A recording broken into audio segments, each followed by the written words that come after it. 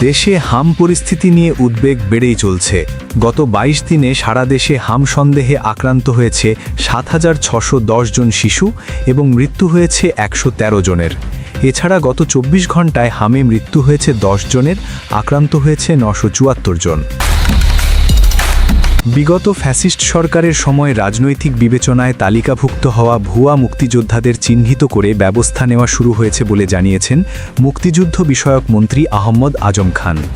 যাচাই বাছাই করে ইতোমধ্যে ৪৮১ জন অমুক্তিযোদ্ধার গেজেট বাতিল করা হয়েছে। ১৩৩টি অধ্যাদেশ নিয়ে সংসদে বিস্তারিত আলোচনা করতে চান জামায়াতে ইসলামীর আমির ও সংসদের বিরোধী দলীয় নেতা ড শফিকুর রহমান। তিনি বলেছেন, ১৩৩টি অধ্যাদেশ যাচাই বাছাই করে বিশেষ কমিটি কিছু অধ্যাদেশ বিলুপ্তির প্রস্তাব রেখেছে। আমরা দেখলাম যে অধ্যাদেশগুলো বিলুপ্তি করার প্রস্তাব দেওয়া হয়েছে সেগুলো অত্যন্ত গুরুত্বপূর্ণ এবং জুলাই স্পিরিটের সঙ্গে সম্পৃক্ত।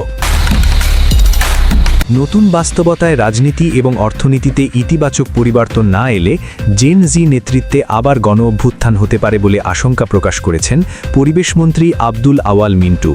তিনি বলেছেন, দারিদ্র্য ও বৈষম্য কমাতে ভালো রাজনীতি ও অর্থনীতি প্রয়োজন। এই দুইয়ের সম্পর্ক পরস্পর যমজ ভাইয়ের মতো। এই দুইয়ের অভাবেই দারিদ্র্য ও বৈষম্য তৈরি হয়। বাধ্য হয়ে মানুষ রাস্তায় নেমে আসে। সাবেক ক্রীড়া উপদেষ্টা আসিফ মাহমুদ সজীব ভুঁইয়া ফেসবুক পোস্টের মাধ্যমে জানিয়েছেন কেন তিনি বিসিবি তদন্ত কমিটির সাক্ষাৎকারে সাড়া দেননি। পাশাপাশি আসিফ দাবি করেছেন, সাম্প্রতিক সময়ে ৭ পরিচালকের পদত্যাগের বিষয়ে ক্রীড়া প্রতিমন্ত্রীর ইন্ধন রয়েছে।